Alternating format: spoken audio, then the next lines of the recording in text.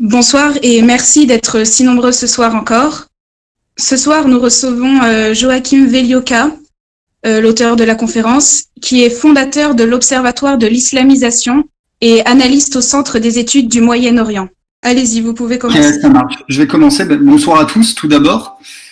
Donc, je vais faire une conférence sur l'islamisation qui recouvre beaucoup de thématiques et de sous-thématiques parce qu'il y a beaucoup à dire. Alors, évidemment, il faut parler, je pense, de l'immigration, des dynamiques démographiques, voir les tendances lourdes qui sont en cours et également parler des différentes composantes de cette communauté musulmane.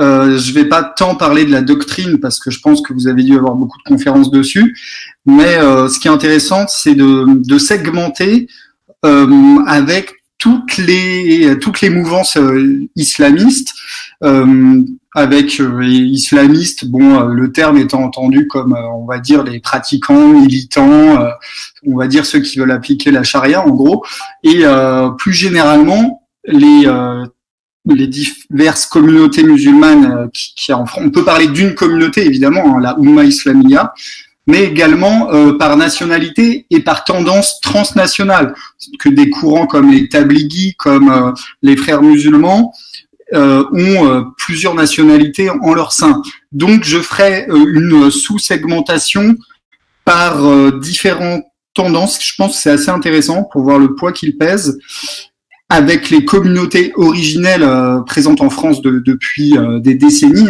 comme les communautés maghrébines, mais également les autres qui sont en train de s'implanter. Et également sur le terrain, voir les mosquées, combien sont-elles, aussi par différentes mouvances, et la dynamique du marché halal qui me semble important, qui est un bon indicateur pour essayer de jauger cette dynamique démographique musulmane, étant donné que c'est assez difficile d'avoir des chiffres très précis, comme il y a de moins en moins d'enquêtes sur le sujet. Vous savez qu'en France, on n'est pas très fan des statistiques ethniques, mais il y en a. Quand c'est encadré avec la CNIL, l'INSEE peut tout à fait faire des enquêtes sur l'origine des gens présents en France, et il y en a eu. Et je vais m'appuyer en cela sur les travaux de la démographe Michèle Tribala, notamment son livre Assimilation, la fin du modèle français, qui est paru aux éditions du Toucan. Et du coup, je vais commencer d'abord par déblayer un peu les chiffres de l'immigration pour voir un peu quels sont les chiffres officiels. Et ensuite, j'aborderai les différentes tendances de l'islam en France, l'islam militant, l'islam, on va dire l'islam politique, mais l'islam est de toute façon politique par essence. On le voit bien dans les pays du Maghreb où les partis politiques musulmans ont le vent en poupe, et ce qui montre bien que les musulmans pratiquants votent tous pour des partis islamistes, de toute façon, que ça soit en Turquie, en Tunisie, où l'année dernière, le parti des frères musulmans, Ennahda, est revenu au pouvoir. Le président de l'Assemblée nationale en Tunisie depuis l'année dernière, c'est Rached Ghannouchi, le meneur des frères musulmans en Tunisie. Et en Égypte, ils ont connu un échec, mais ceci dit, le pouvoir en place en Égypte, il doit composer avec le pouvoir religieux, et il n'a pas un rapport de force très à son avantage. Je parle pas de sa lutte contre les frères musulmans parce que ça, il a réussi. Mais après, pour faire plier les universitaires d'Al-Azhar, les docteurs de la loi musulmane et les professeurs de religion, quand Al-Sisi est venu en Égypte, il voulait une grande réforme de l'islam. Évidemment, c'est impossible. Tous ceux qui ont essayé ont eu un échec au cours du XXe siècle. Voilà, donc je vais démarrer tout de suite par la démographie musulmane. Alors, je vais commencer par les titres de séjour, parce qu'il y a une augmentation depuis les années 2000 du nombre de titres de séjour donnés en France. Alors, malheureusement, je n'ai pas la ventilation exacte par pays et par origine, mais on peut quand même estimer que ces titres de séjour, donc ce sont des titres de séjour valables 10 ans renouvelables, c'est vraiment la porte d'entrée pour s'enraciner en France. Et la moitié, grosso modo, viennent des pays musulmans. Donc là, on a une dynamique vraiment haussière, car dans les années sur un peu moins de 200 000 par an, en 2015, 217 000, 230 000 en 2016, 250 000 en 2017, en 2018, 260 000, et en 2019, on a déjà les chiffres. Parce que en janvier, le ministère de l'Intérieur, c'est sur son site internet, a fait un communiqué. On a encore augmenté par rapport à l'année d'avant de 7%. On arrive à presque à 280 000 titres de séjour. Donc c'est assez énorme. Sur ce total, ce sont 90 000 étudiants. Les étudiants, c'est vraiment une grosse filière d'immigration.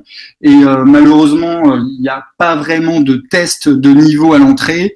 Vous avez dû côtoyer des étudiants qui viennent d'Algérie, du Maroc, de Tunisie ou d'Afrique subsaharienne, et vous avez remarqué, pas tous, mais beaucoup, ils ne savent même pas écrire le français correctement. Du coup, c'est vraiment, on dirait que le guichet est vraiment ouvert de manière assez large. Après, les autres motifs, c'est le regroupement familial, évidemment. Voilà, donc là, on voit que il y a énormément quand même de titres de séjour délivrés. Claude Guéant, déjà, quand il était ministre de l'Intérieur, il y a 6-7 ans, avait dit que c'était l'équivalent d'une ville comme Rennes qui arrivait tous les ans en France. Et je rappelle qu'un titre de séjour, c'est vraiment permanent. Bon, parfois, c'est vraiment pas la majorité des cas. Donc, c'est de l'immigration vraiment de long, pour des longues périodes. Voilà. Ensuite, il faut parler des autres types de séjours à plus court séjour. Alors, il y a les visas touristiques. Les visas touristiques, c'est 6 mois, mais évidemment, c'est une grosse filière d'immigration musulmane. Je vais vous donner les chiffres, ils sont assez hallucinants. Alors, pour 2017, rien que pour les Algériens, ils ont obtenu 414 000 visas touristiques. Donc, évidemment, ils viennent pas visiter les châteaux de la Loire, hein, on les croise jamais sur les sites touristiques en France. Les Marocains, c'est 323 000. Voilà. Et il faut noter une dynamique haussière également, parce qu'en 2017, pour l'Algérie, 414 000, mais en 2014, c'était 332 000. Donc, il y a clairement une hausse. Et les Marocains, c'était 214 000 en 2014. Et maintenant, c'est 323 000. Voilà. Donc, c'est vraiment des chiffres assez énormes. Évidemment, il y en a beaucoup qui font l'aller-retour, hein, qui reviennent dans leur pays. Mais il y en a aussi beaucoup qui restent. Après, nous avons on peut parler des demandes d'asile, très important. Alors les demandes d'asile explosent aussi. En 2018, on était à 122 000.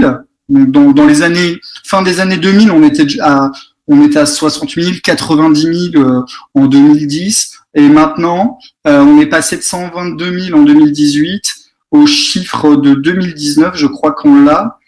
Non, là, j'ai pas le chiffre de 2019. Pourtant, je l'ai vu passer tout à l'heure quand j'ai préparé mon intervention. Oui, j'ai la note du ministère de l'Intérieur. L'asile, alors ça a encore augmenté en 2019, 132 000 demandes. Voilà. Et les premiers demandeurs, ce sont les Afghans, la Guinée et l'Albanie. Voilà. Donc ça, c'est assez énorme. Ensuite, évidemment, après, il y a l'autre étape, c'est la naturalisation. Alors, les naturalisations explosent aussi. Il suffit de rester 5 ans en France pour faire une demande de nationalité française sans test vraiment sérieux de français ou de connaissances culturelles françaises. Donc là, on arrive à 90 000 par an. Ça, c'était l'année dernière. Et parmi ces 90 000, là, on a la répartition par pays. 15 390 Marocains, et 14 800, presque 15 000 Algériens. Ça, c'était juste pour l'année 2018. Bon, il y a beaucoup de chiffres. Hein. Je vais pas faire une avalanche de chiffres. Après, il y a la dynamique la dynamique est vraiment haussière. Il y a eu plusieurs études, dont le Pew Research Center, qui est vraiment une référence, et qui table pour l'horizon 2050. Ils ont fait 3 scénarios. Un scénario où l'immigration serait arrêtée, ce qui est évidemment ce qui ne sera pas le cas, et un scénario moyen et un scénario avec une forte immigration. Donc, avec un scénario moyen, pour eux, la population musulmane devrait plus que doubler en Europe d'ici à 2050. Voilà, donc c'est... Et là, ils évaluent en 2016 les musulmans de France à 5,7 millions. Je pense que c'est à peu près ça, voire ça doit être un peu plus, c'est-à-dire 9% de la population française. Et ensuite, ils arriveraient à 18% avec le scénario moyen. Mais évidemment, il y a d'autres indicateurs. Vous avez peut-être vu passer l'histoire des statistiques faites par prénom, par les prénoms qui sont donnés à la naissance. Qui sont donnés par l'INSEE, hein, donc on connaît tous les prénoms à la naissance. Et il y a une étude très intéressante qui a été réalisée et qui nous informe que déjà on est à presque 20% aujourd'hui à l'échelle nationale. Attendez, je vais reprendre ma petite feuille. Alors nous sommes à 22%, presque 21,6% de prénoms musulmans donnés en 2018 aux bébés musulmans. Voilà, donc évidemment, ça veut dire que dans quelques décennies, ça sera même plus que ça parce qu'il y a aussi la dynamique de l'immigration qui va encore accentuer les bébés musulmans qui sont là aujourd'hui. Il y aura évidemment d'autres entrées de migrants, donc ça va être... ça, c'est le taux national. Et on peut voir tous les 10 ans, on a les chiffres. À Paris, par exemple, en 98, c'était 10%, maintenant c'est 21%. Dans le Val d'Oise, là c'est vraiment spectaculaire, hein, le Val d'Oise. En 98, on était à 11% de prénoms musulmans. Et maintenant, on est à 37% de prénoms de bébés donnés à des musulmans. Donc c'est vraiment énorme. La Normandie est relativement épargnée. Bon, mis à part la Seine-Maritime, parce que la Seine-Maritime avec Rouen, ça a gonflé jusqu'à 17%. On est à 9% de bébés au prénom musulman à Rouen, en Seine-Maritime, à 17% maintenant. C'est énorme. Le Calvados, la Manche, c'est vrai, évidemment. Vous connaissez très bien la France. Hein. Vous faites partie de ces gens qui visitaient votre pays, donc vous savez que dans certains départements de la Normandie, c'est très préservé, sauf l'Orne. Hein. L'Orne, il y a quand même beaucoup de Turcs. Donc, on arrive à 7%. Je vais pas faire toutes les régions, hein, je vous rassure. Mais quand même, je pense que c'est important de donner les régions où ça explose. Le Nord, évidemment, on arrive à 20% de prénoms musulmans dans la région Nord. Dans le département du Nord, pardon, 59. Et dans l'Oise, avec Beauvais, on arrive à 18%. La Somme est préservée. La Somme, que je connais très bien, c'est 8%. Et on était à 5% il y a 10 ans. En sachant qu'en 98, on était à 1% seulement dans la Somme. Voilà. Donc, ce qu'il faut retenir, évidemment, le chiffre national de 22% de prénoms bébés musulmans. Et là, j'en viens à Michèle Tribala, la démographe française qui était directrice de recherche. Donc, elle était à l'Institut d'études démographiques, l'INED. Et je vais pas citer beaucoup de passages de son livre, mais quand même. Donc, les naissances, j'en ai parlé, mais après, ça représente quand même 115 000 naissances d'enfants potentiellement musulmans lors d'une étude, une grande enquête trajectoire et origine. C'était vraiment une enquête très sérieuse faite par l'INSEE. Et donc, c'était quand même beaucoup parce qu'en France, il y a à peu près 900 000 naissances, 800, même moins que ça, 850 000 naissances par an et 115 000 naissances. Ça, c'était en 2008. Donc, aujourd'hui, c'est bien plus, évidemment. Et là, j'ouvre les guillemets, je cite Michèle Tribala. Le taux d'accroissement des musulmans est incomparablement supérieur à celui des non-musulmans, pour lesquels le solde migratoire est relativement neutre et naturel, 8 fois inférieur à celui des musulmans. En 2008, l'accroissement démographique des musulmans fait presque jeu égal avec celui des non-musulmans et le taux de croissance de la population. Voilà. Donc, évidemment, c'est une population jeune et la fécondité des femmes musulmanes est bien plus élevée. Déjà, bon, en 2008, on avait un accroissement démographique de 150 000 juste pour l'année 2008. Il y avait un solde de 150 000 musulmans en plus en France. Donc, différence entre les morts musulmans et les nouveaux venus, quoi. Ce qui est assez énorme. Donc, les femmes musulmanes nées entre 1958 et 68 ont, à 40 ans, un enfant, de plus que les femmes sans religion et 0,9% de plus que les femmes catholiques. Voilà. Bon, évidemment, chez les catholiques pratiquantes, ça doit pas être, l'écart doit se resserrer. Voilà, donc j'en ai fini pour le passage sur la démographie, mais c'est vraiment important parce que c'est la démographie qui fait l'histoire. Hein. À l'Action française, vous connaissez les analyses sur le temps long et malheureusement, en plus, je crois que les auditeurs sont assez jeunes et ils vont bien se rendre compte de la vitesse à laquelle ça va. Voilà. Donc maintenant, je vais vous parler un peu du marché halal parce que là, on est sur les statistiques globales en France et après j'affinerai avec les différentes tendances. Mais le marché du halal, c'est quand même, c'était du plus 15% par an au début des années 2010. Alors là, il y avait un phénomène de rattrapage parce que l'offre halal n'était pas très encore implantée en grande distribution et en commerce. L'agroalimentaire n'avait pas fait le virage. Donc dès qu'il y a eu l'offre, il y a eu plus 15% tous les ans de consommation de viande et autres, hein, de produits halal. Et maintenant, on est à du plus 5% par an. Ça s'est un peu calmé. Mais il y a un indicateur qui est très intéressant. C'est l'indicateur de l'abattage halal. Alors là, il y a ce qui est étiqueté halal et ce qui est dans les abattoirs, en fait, pour rationaliser, ils ont mis des lignes complètement en abattage halal et après, il y a de la viande abattue comme telle qui va sur le circuit commun. Et après, il y a une partie qui va sur le circuit étiqueté halal. Donc, même si vous achetez des dindes ou du poulet qui n'est pas certifié halal sur le papier, sur l'étiquette, en fait, ça peut très bien, il y a de grandes chances, être quand même sacrifié sur ce mode-là. Et depuis longtemps.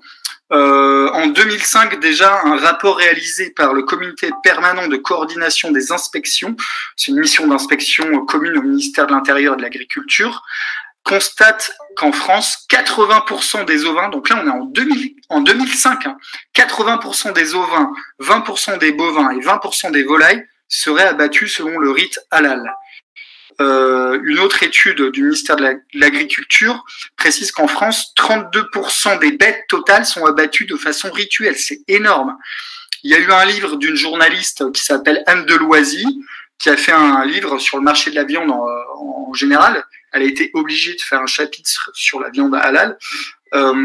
Et du coup, le volume des ventes étiquetées halal est vraiment est faible, 2,5% de la viande halal selon la profession, mais en fait c'est beaucoup plus. On a des études plus récentes.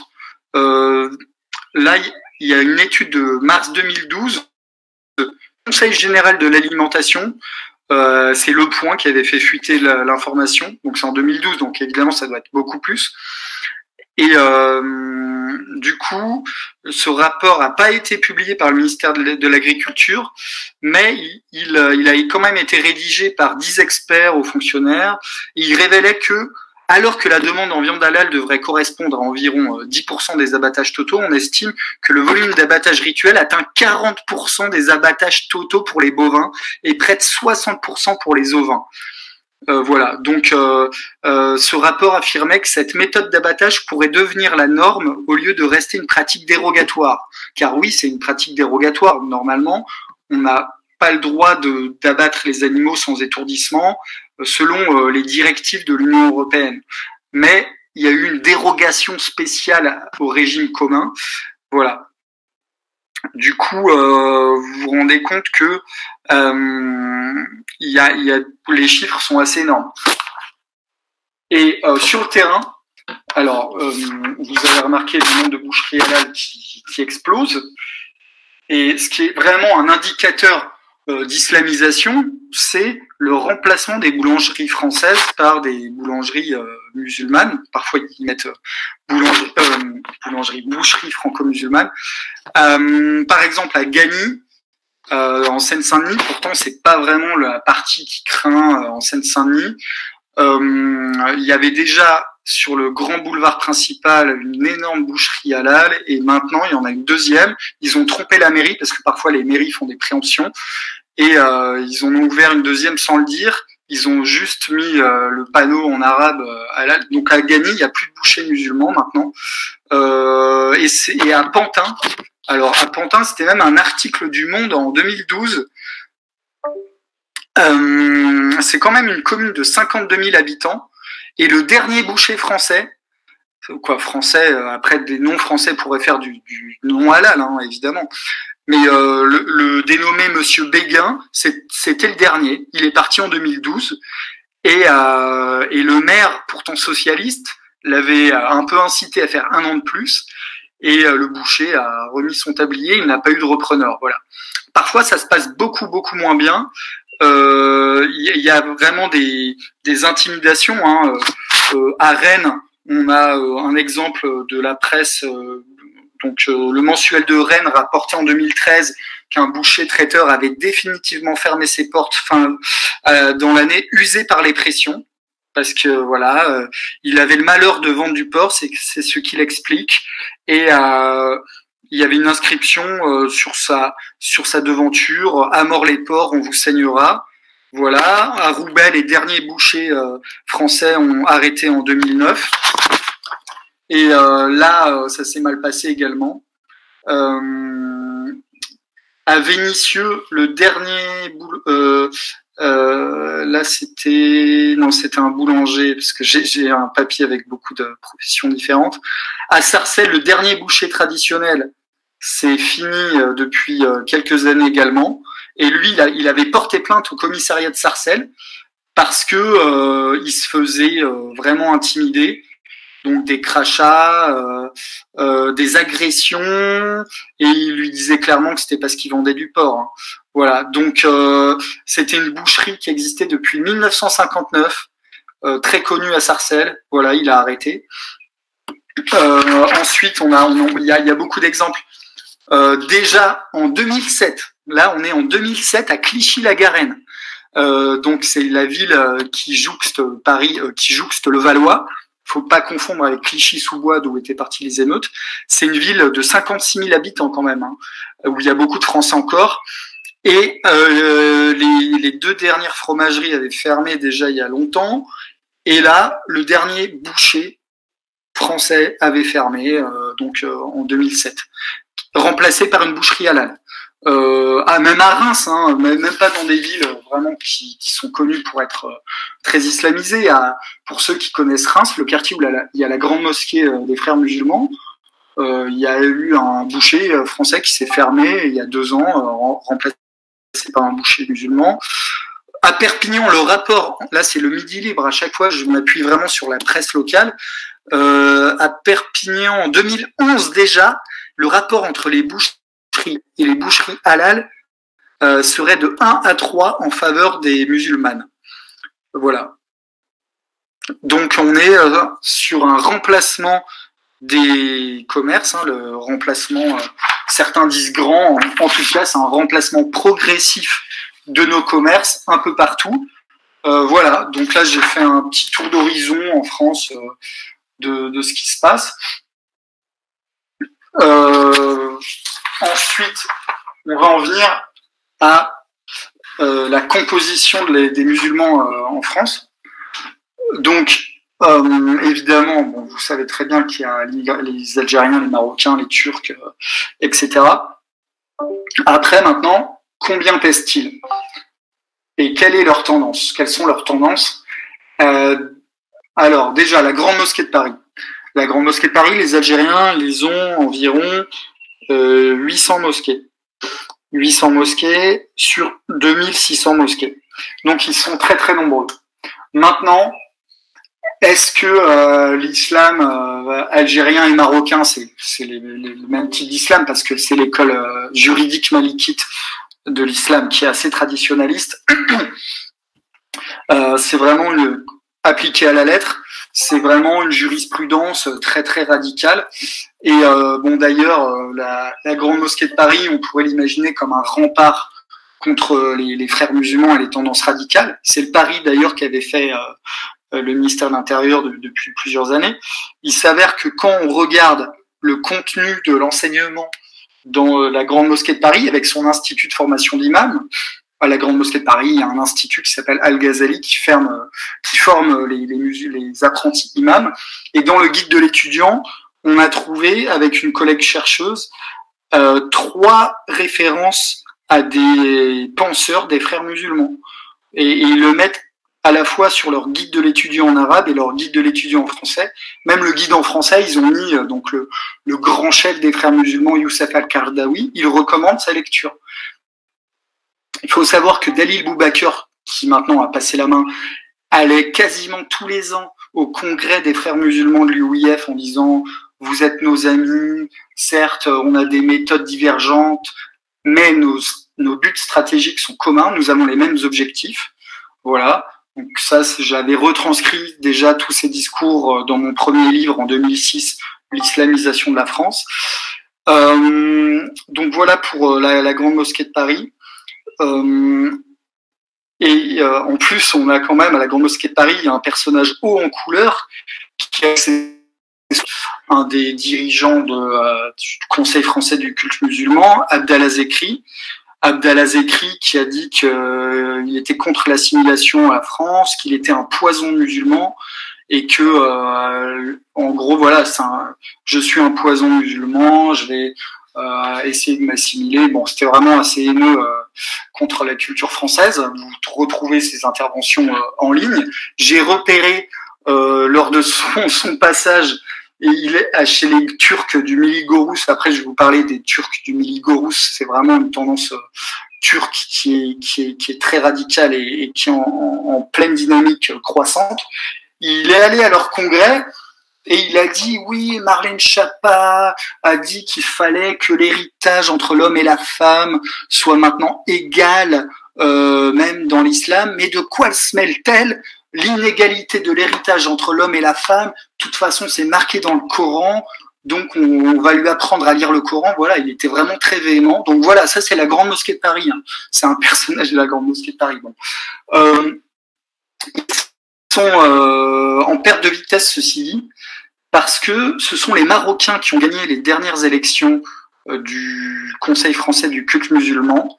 Alors les Marocains, ils sont divisés en 2 tendances, le Rassemblement des musulmans de France et l'Union des musulmans de France, parce qu'il y a une scission. Et le Rassemblement des musulmans de France est assez radical. Il y a l'imam de Nancy qui s'appelle Amin Nejdi, qui est aussi le président régional du Conseil régional du culte musulman en Lorraine.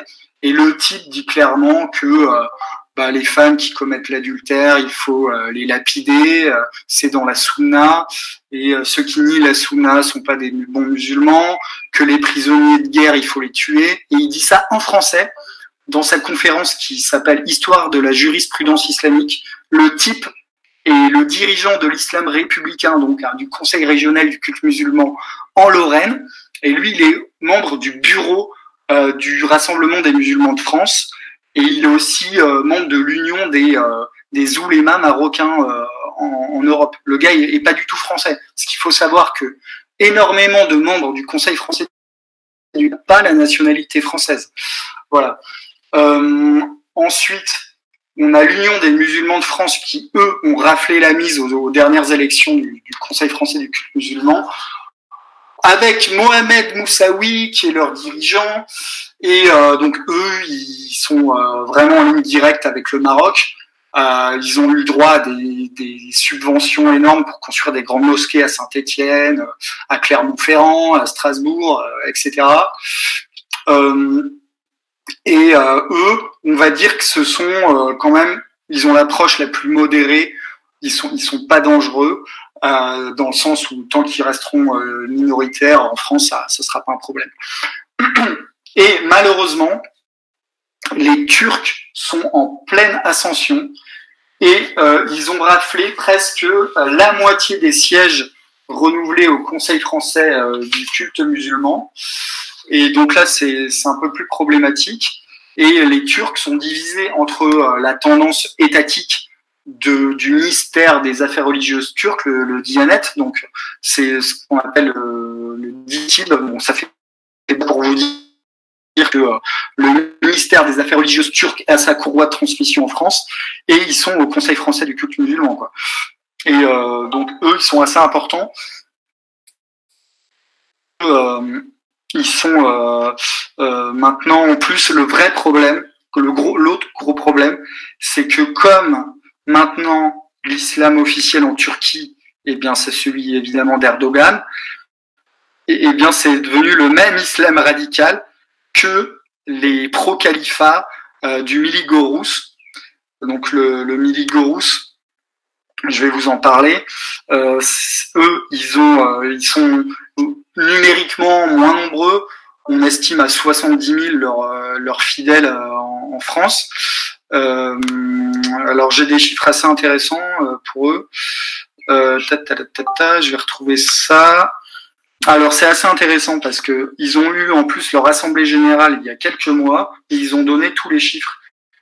Donc déjà, ça veut dire vision nationale en français. C'est un vieux mouvement qui a été créé par l'ancien ministre de l'Intérieur islamiste Nesmettin Erbakan, qui était plusieurs fois ministre, et c'est vraiment lui l'artisan du retour de l'islam politique en Turquie. Et ça a été les mouvements qu'il a fondés, que ça soit le Facilet Partisi, le Parti Refah et surtout donc le Millî Görüs, ont donné tous les partis politiques islamiques en Turquie. Le type est il est mort en 2011. À son enterrement, il y avait tout le gratin des frères musulmans. Donc lui, il avait pu avoir un portefeuille ministériel en 2000. C'était en 2007 là quand l'armée a fait un coup d'État pour éjecter les islamistes.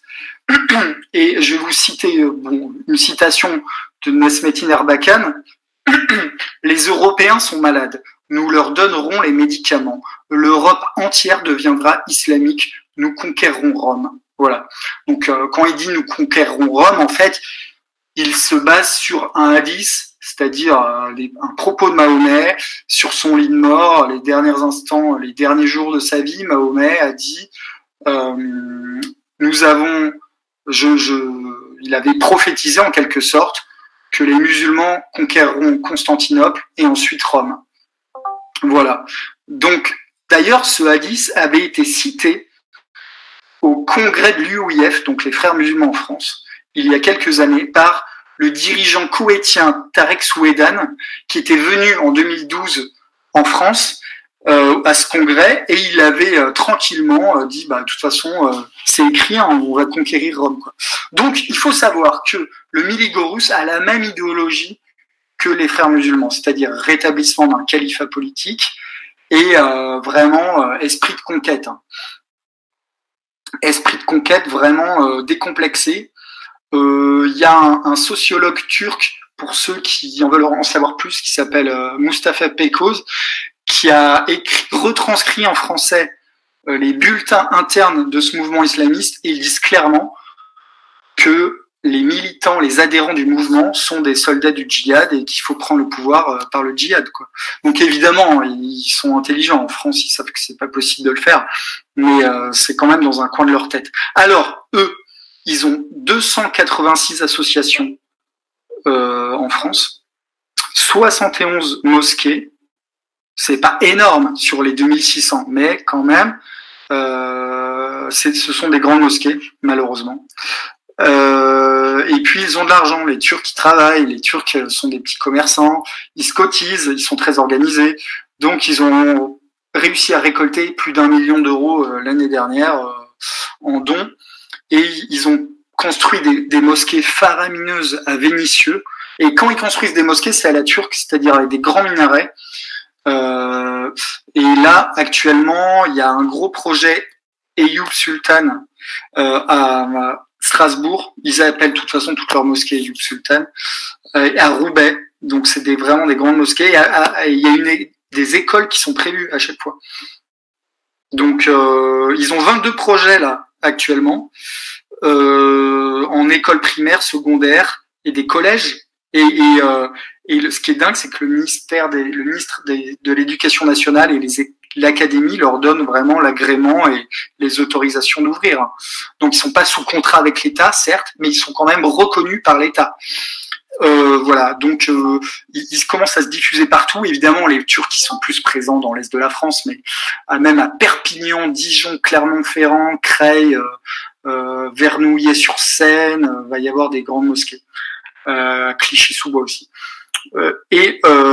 Comme les frères musulmans de l'UIF, ils ont créé leur fédération d'écoles, et ça c'est vraiment un problème. Évidemment, depuis la loi sur l'interdiction des signes religieux à l'école, tous les musulmans, les musulmans militants se sont dit maintenant c'est le moment, il faut créer nos écoles. Donc les Turcs ont créé l'Union européenne pour l'enseignement privé musulman, l'UEPM, qui regroupe 5 écoles primaires et secondaires. Donc c'est pas énorme. Mais là, ils ont quand même beaucoup de projets dans les cartons et ils ont les moyens de leurs ambitions. 253 enfants scolarisés en maternelle, c'est pas énorme, mais déjà c'est 500 dans les écoles élémentaires, et ils ont 4 collèges. Ils ont quand même 4 collèges. Personne ne le sait, mais les islamistes turcs ont 4 collèges en France. Donc tout ça c'est toléré. Et les nouveaux projets d'école. Donc les préfets autorisent ça.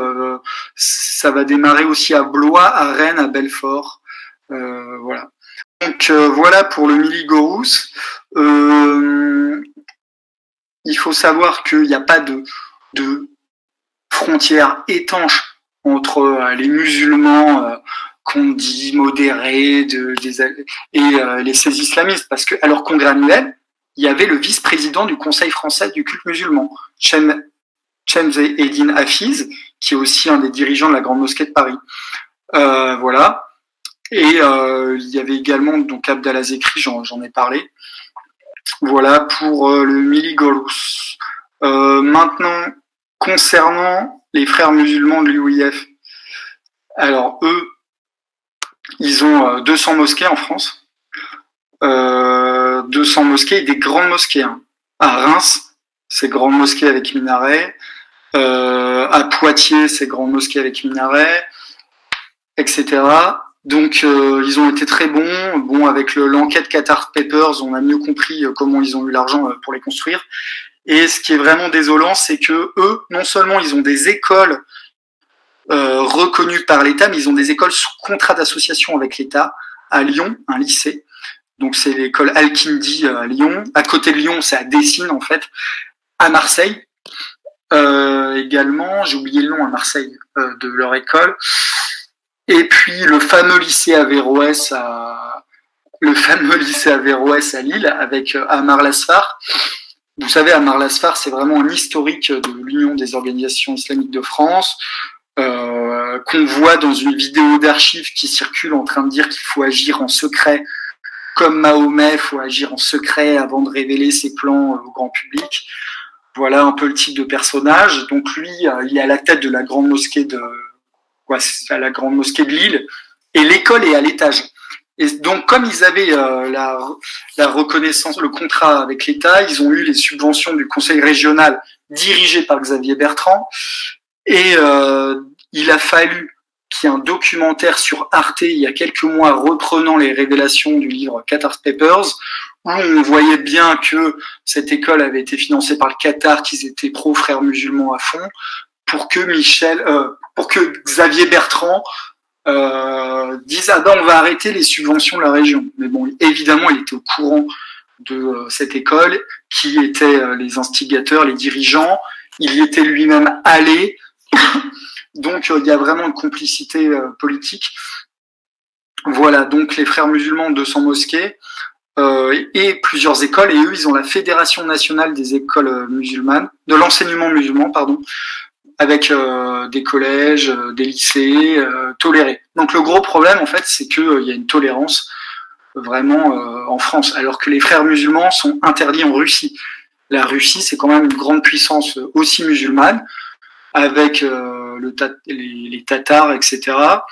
Et ils ont pas trop de... Bon, évidemment, il y a l'affaire de la Tchétchénie, mais eux, ça les gêne pas d'avoir une communauté musulmane. Mais par contre, les frères musulmans, ils les ont bannis. Même les livres des frères musulmans sont interdits en Russie.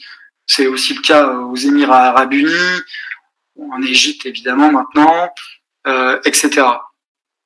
Donc en France, il y a vraiment un laisser-faire. Et surtout, les dirigeants des frères musulmans en France, eh bien, ils sont même pas français. Donc on pourrait les expulser de manière très très facile. Il y a Mohamed Khattabi, lui, il est à Montpellier. Le type, en fait, il s'est fait virer du Canada parce qu'il est aussi canadien. Il est marocain et canadien. Il s'est fait virer du Canada. Il est à Montpellier, à la tête de la mosquée Aïcha. Il fait des prières pour les moudjahidines, pour les combattants du djihad. Bon, il dit que sa constitution c'est le Coran. Voilà, lui c'est un frère musulman et il est toléré comme beaucoup d'autres. Donc ça c'est un problème. Et eux ils sont très bien organisés. Alors comme maintenant les journalistes avaient enfin compris ces 10 dernières années que l'UIF, l'Union des organisations islamiques de France, qui est le fauné des frères musulmans, eh bien, était radical. Ils ont changé leur nom et maintenant ils s'appellent Musulmans de France. Là, après les années, on va dire 2010, quand les médias sont intéressés aux frères musulmans sur le tard, ils ont vraiment nié que c'était des frères musulmans à l'UIF.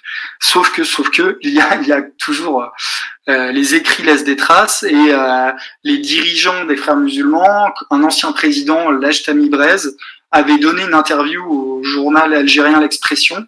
On lui posait les questions, mais est-ce que vous êtes les frères musulmans?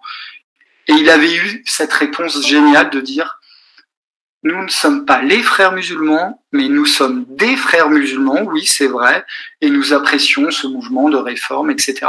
Même Tarek Oubrou, l'imam de Bordeaux, qui est vraiment présenté comme le musulman type, le grand leader d'opinion musulman républicain, qui nous dit aujourd'hui avoir pris ses distances et tout, il a quand même publié en 2013, il a un livre d'entretien paru chez Bayard, parce que Bayard, cet éditeur catholique, est vraiment un des plus grands éditeurs des islamistes en France. J'en ai parlé dans mon livre L'Église face à l'islam, qui est paru l'année dernière.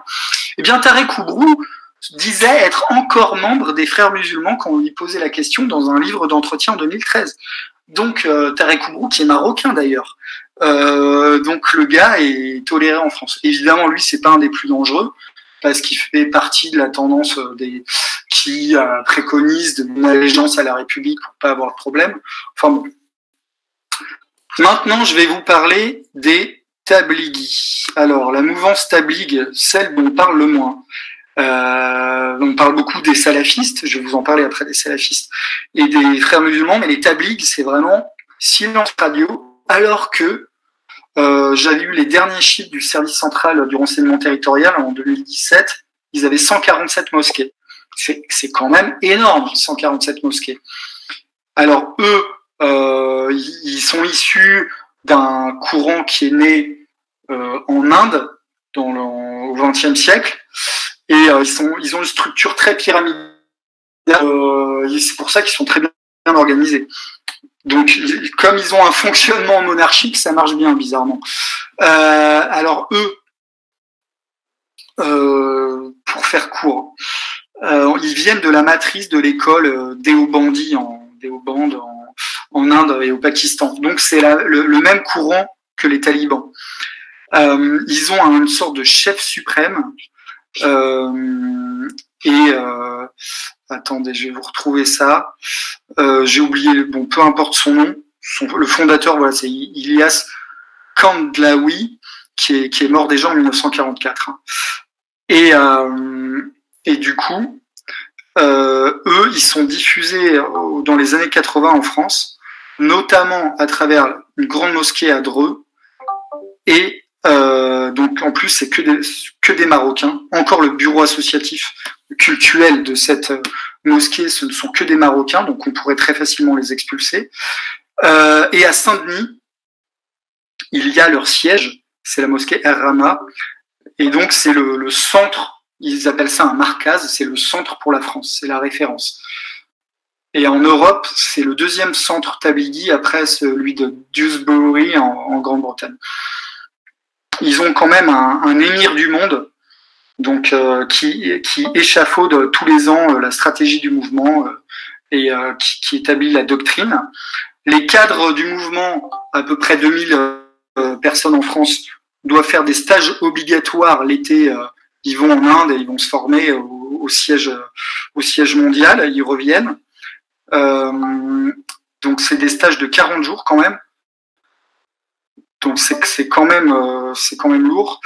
Et après l'été, leurs fidèles en petits groupes faire du prosélytisme itinérant par petits groupes. C'est pour ça qu'on les a souvent comparés aux témoins de Jéhovah. Ce qui est assez trompeur parce que du coup, comme on en a tellement parlé comme les témoins de Jéhovah de l'islam, beaucoup les ont présentés comme des gens inoffensifs, comme évidemment ils font pas beaucoup de politique, mais il n'en demeure pas moins qu'ils sont assez dangereux. Je vais vous donner des exemples. Donc en France, ce mouvement, il y a 2 associations. L'association Foi et Pratique, c'est la plus importante. Donc cette association, déjà, ils ont fait alliance aux élections du Conseil français du culte musulman avec les frères musulmans de l'UOIF. Ils ont fait une alliance déjà. Donc pour bien montrer que c'est pas incompatible. Et leur chef avait défrayé la chronique en France. C'était un Tunisien, Mohamed Hamami. Donc déjà, ses prêches, lui, à l'époque, il prêchait dans la mosquée Omar, la fameuse mosquée Omar à Paris. Et donc les renseignements généraux avaient noté qu'il avait valorisé le djihad violent, proféré des propos antisémites et justifié le recours à la violence contre les femmes, etc. Donc ça, c'était le ministère de l'Intérieur qui l'avait dit à la presse. Donc, ils ont quand même obtenu un siège permanent au Conseil français du culte musulman. C'est ça qui est dingue. C'est que Nicolas Sarkozy, quand il fait le frère musulman, le Conseil français du culte musulman, il donne une partie soumise à l'élection et une partie par cooptation et une partie par siège permanent. Donc les tablighis, en plus, je sais pas si vous aviez vu, ça remonte à quelques années, mais il y avait une enquête de Canal+ qui allait au siège des tablighis dans un centre de formation, c'était carrément un château, et ils sont accueillis en se faisant frapper. Donc les caméramans, ils ont tous été frappés. Et du coup, ça avait accéléré aussi l'expulsion de Mohamed Hamami. Et maintenant, qui dirige l'association? C'est son fils. Son fils qui travaille à la RATP. La RATP, c'est vraiment un nid islamiste. C'est incroyable. Et du coup, d'ailleurs, en fait, son fils, du coup, qui s'appelle, j'ai oublié son prénom, mais peu importe, il était au congrès du Miligorus turc. À la fin, il y a un média turc qui fait la couverture du congrès, l'Assemblée générale du Miligorus, dont je vous ai parlé juste avant, et le type est là. Et il est interrogé en disant qu'il est très fan du Miligorus et tout. Voilà.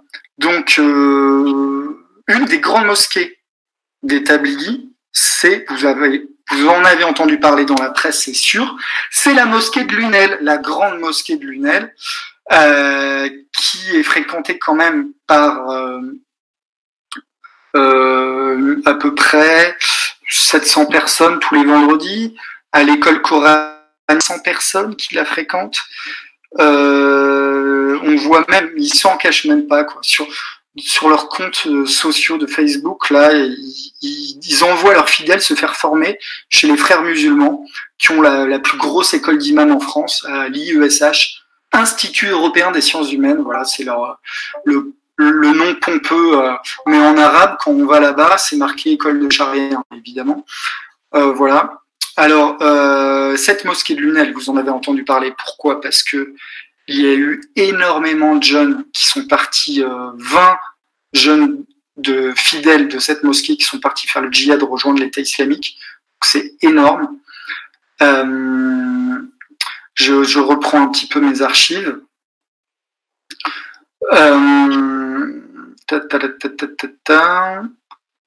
Donc, ce qui est dingue dans cette histoire, c'est que le président de la mosquée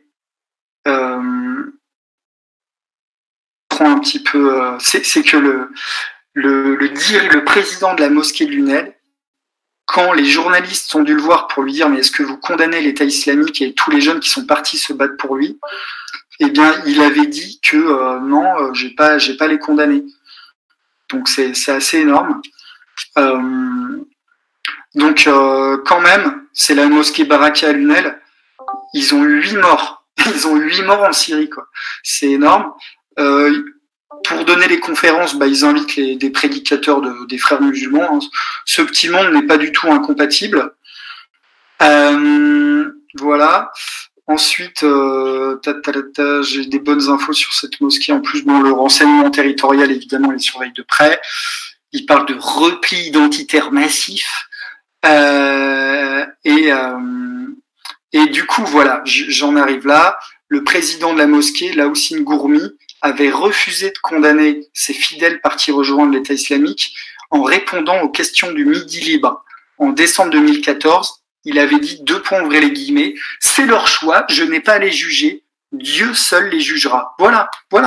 Donc, et la mosquée, c'est dingue, elle est toujours ouverte.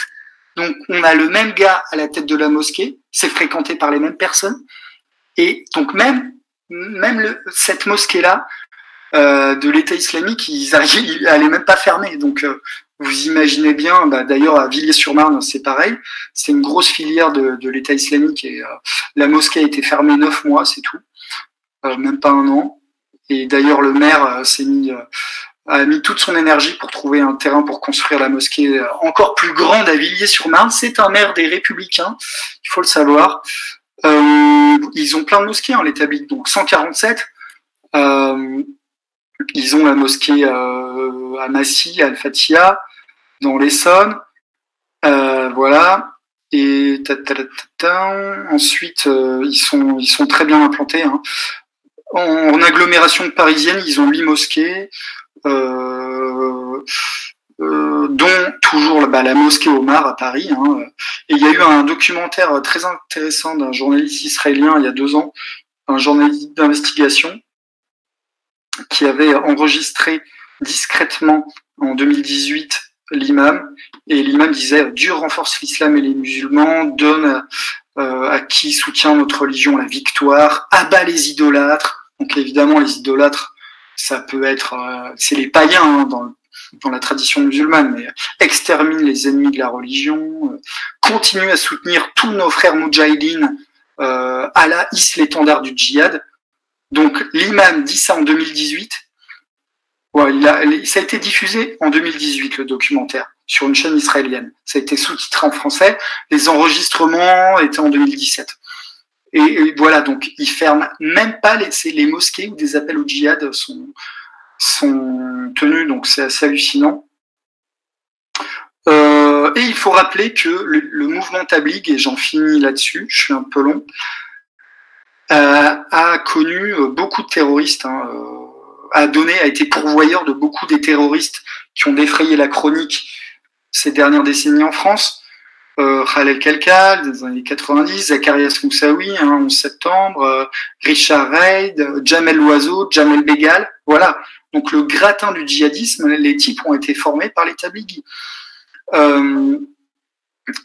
D'ailleurs, un repenti, il y en a pas beaucoup, hein, mais il y a comment il s'appelle, David Valat. David Valat, c'est un vrai repenti qui n'est même plus musulman, je crois. Il a écrit Guerre secrète contre Al-Qaïda. Non, ça, pardon, c'est un autre livre, mais pardon, excusez-moi, je suis en train de m'emmener les pinceaux.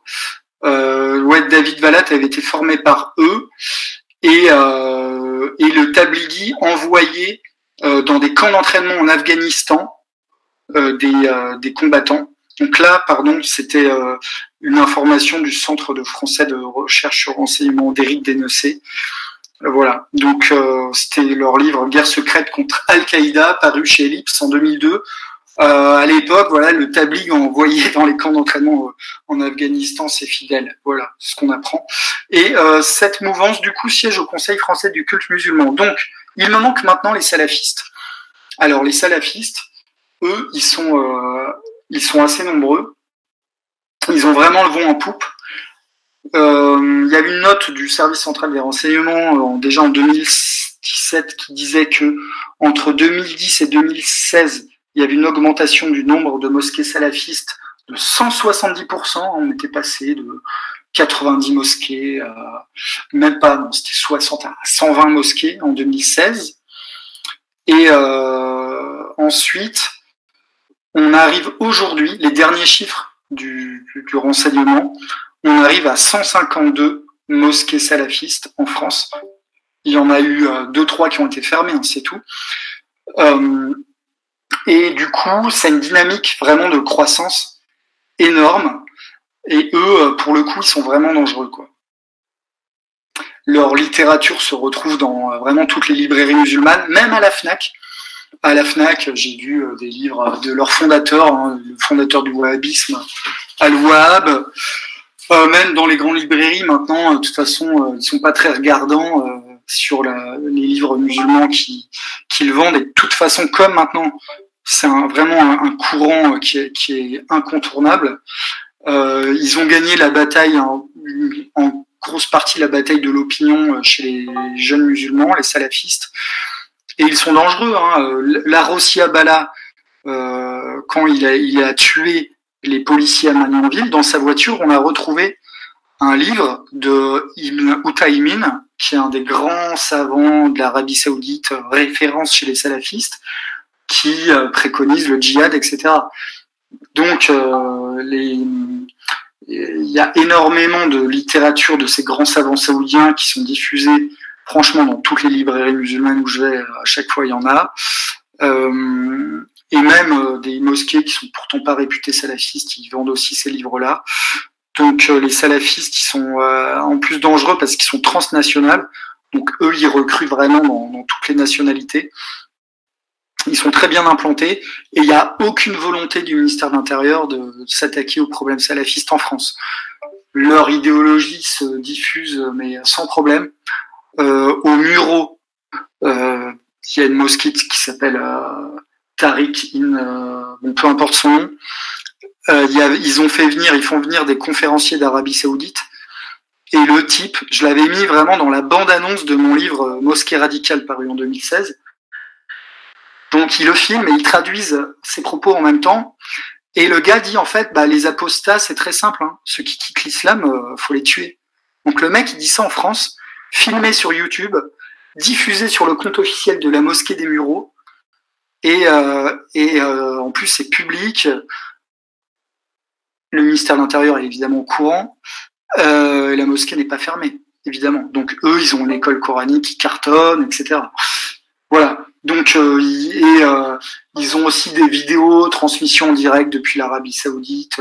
Mais il y a aussi beaucoup de jeunes qui se sont formés en Arabie Saoudite et qui reviennent après pour ces mosquées. Alors, le courant salafiste n'est pas au Conseil français du culte musulman, mais de toute façon, c'est une machine médiatique, ce Conseil français du culte musulman, et la base pratiquante est très méfiante et n'aime pas du tout ce Conseil français du culte musulman parce que y a eu Dalil Boubaker à sa tête pendant 2 décennies, donc ils peuvent même plus le voir, l'encadrer. Du coup, faut pas vraiment se fier à ce Conseil français du culte musulman, mais il y a quand même des élections qui donnent une cartographie des tendances des différentes mosquées, quoi. Donc, ceux qui ont le plus de mosquées en France sont les Marocains, mais sur les 2600 mosquées, on a quand même 900 mosquées algériennes. Et donc, je récapitule un peu. 152 mosquées salafistes aujourd'hui, 147 mosquées tablighi, presque pareil, 200 mosquées des frères musulmans, et les Turcs du milieu russe, ils en ont 70. Et après, il y a les Turcs qui sont pas du milieu russe, qui en ont encore plus. Et d'ailleurs, quand on entendait parler des professeurs détachés de ces pays dans les écoles, dans le programme d'études et en langue et culture d'origine dans les écoles primaires, en fait, il s'agit des professeurs turcs religieux. Souvent, ils ont de la religion à couverture culturelle. Donc, quand Emmanuel Macron dit la presse a vraiment aménagé ses propos à leur sauce en faisant croire que c'était la fin des imams étrangers en France, mais c'est pas du tout le cas. En fait, c'est juste la fin des imams détachés payés par les pays d'origine pour ce programme d'études en langue et culture d'origine, et la fin aussi des imams psalmodieurs qui viennent pour la période du Ramadan, parce qu'il y a à peu près, pour l'Algérie, c'est 300 imams qui viennent au moment du Ramadan, voilà. Mais en aucun cas, les imams étrangers en France ne vont repartir chez eux. Pas du tout. Quand on épluche les bureaux associatifs et leur composition de ce qui gère les mosquées, on se rend compte que il y a énormément la plupart, ce sont des étrangers, nés à l'étranger. Peut-être que la moitié au hockey on a été naturalisé français, parce que c'est très simple de se faire naturaliser français quand on est resté en France plus de 5 ans. Mais ils sont pour leur grande partie étrangers. Et c'est ça qui me rend dingue, moi qui suis ça de près, c'est que les mosquées salafistes, les pires, les mosquées tablighi, les frères musulmans, les types, ils sont même pas français. Donc en fait, pour leur majorité, donc il serait extrêmement facile de les raccompagner chez eux. C'est vraiment un manque de volonté politique. Donc moi, je suis assez pessimiste sur l'avenir, parce que la première partie de ma conférence, vous avez compris que sur le plan démographique, on fait pas assez d'enfants. Et d'autre part, la liberté totale d'action, d'ouvrir des écoles primaires, secondaires, d'ouvrir des écoles coraniques, d'ouvrir des mosquées. Édouard Philippe, même quand il était maire du Havre, il a cédé un presbytère catholique. Le presbytère appartenait à la ville. Il l'a vendu pour une école salafiste. Et c'est vrai, c'est vraiment le vrai, parce que ça paraît hallucinant, mais je vous garantis que c'est vrai. Vous allez sur islamisation.fr, donc mon site, et vous tapez sur le moteur de recherche presbytère et vous tombez sur cet article-là. Voilà. Du coup, j'ai tous les détails de la SCI, du montage financier, etc., de l'identité, les photos des dirigeants, voilà. Donc, à la tête de cette république, on a des gens qui sont des carriéristes, vous l'avez compris. Ils n'ont pas envie de prendre les mesures fortes parce qu'ils n'ont pas envie que ça parte. Évidemment, on ne peut pas s'en sortir sans mesures énergiques. Donc, forcément, il y aura des tensions. Déjà, quand pendant l'état d'urgence, il y avait eu la mosquée de Sartrouville qui avait été fermée, il y avait eu des émeutes. Il y avait eu 2 semaines d'émeutes. Le Parisien avait couvert cela. Et du coup, ils ont réouvert ils ont rouvert la mosquée 2 semaines après. Et d'ailleurs, toutes les mosquées fermées quasiment ont rouvert. Et après l'état d'urgence, on a une loi antiterroriste. Cette loi antiterroriste fait que les préfets ne peuvent fermer des mosquées radicales que pendant 9 mois. Après, il faut que ça soit la justice qui statue. Donc évidemment, la justice française, vous avez cerné un peu sa tendance. Ils vont rouvrir quasiment toutes les mosquées salafistes. Parce que c'est très simple. Ce qui s'est passé dans bon nombre de mosquées qui ont été fermées sous l'état d'urgence, c'est qu'ils ont juste changé la composition du bureau associatif et ils ont dit mais non, notre président c'est plus un tel, maintenant c'est un tel. Mais évidemment les fidèles c'est les mêmes, la doctrine diffusée c'est la même et ils ont pu continuer comme ça. Donc en France en Europe en général. En Europe, en général, on est très mal parti. Certes, nous, on a pris de l'avance sur les autres pays européens parce qu'on a une immigration qui est arrivée beaucoup plus tôt et massivement. Donc, voilà. Là, on va pouvoir passer aux questions.